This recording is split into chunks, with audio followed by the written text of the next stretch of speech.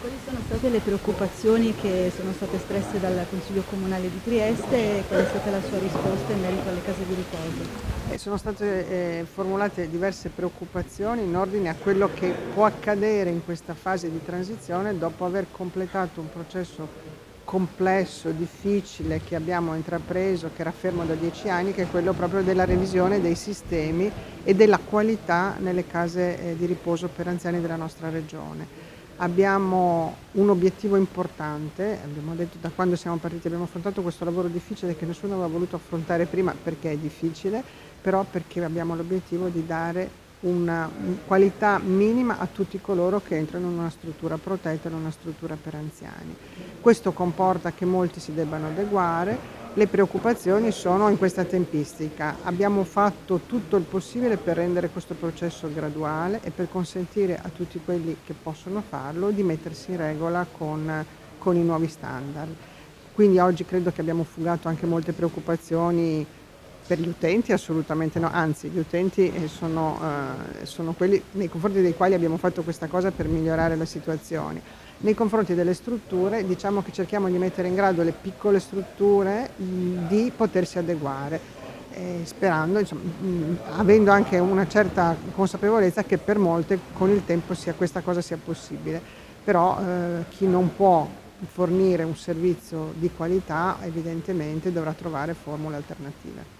Quali sono nella città di Trieste i problemi principali da affrontare quindi per adeguarsi a questa nuova normativa da parte di alcune strutture e se possibile sapere anche più o meno quante sono queste strutture che dovranno adeguarsi?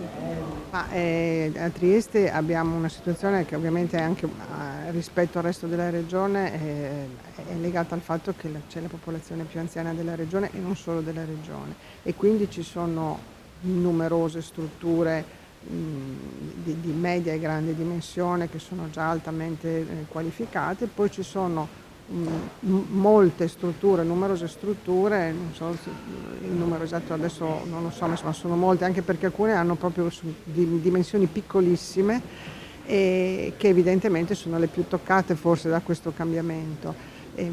La preoccupazione che è stata espressa oggi è proprio probabilmente per queste strutture, però io credo che sia emerso chiaramente da parte di tutti che comunque l'obiettivo va salvaguardato e che bisogna fare uno sforzo. Queste strutture possono attivare processi di aggregazione, cioè hanno il tempo eventualmente per mettere in atto quei percorsi che servono per migliorare il servizio. Tra le altre problematiche che sono state poste sono state quelle dei nuovi fabbisogni di posti letto. Noi avevamo previsto complessivamente in regione di convenzionare ulteriori 400, di questi circa 150 dovrebbero essere nell'area triestina e quindi con le modalità che adesso andremo a definire. Sono posti che già ci sono e che però noi, sui quali vorremmo intervenire come regione, che ovviamente però devono avere quella qualità, quello standard che abbiamo previsto nel regolamento.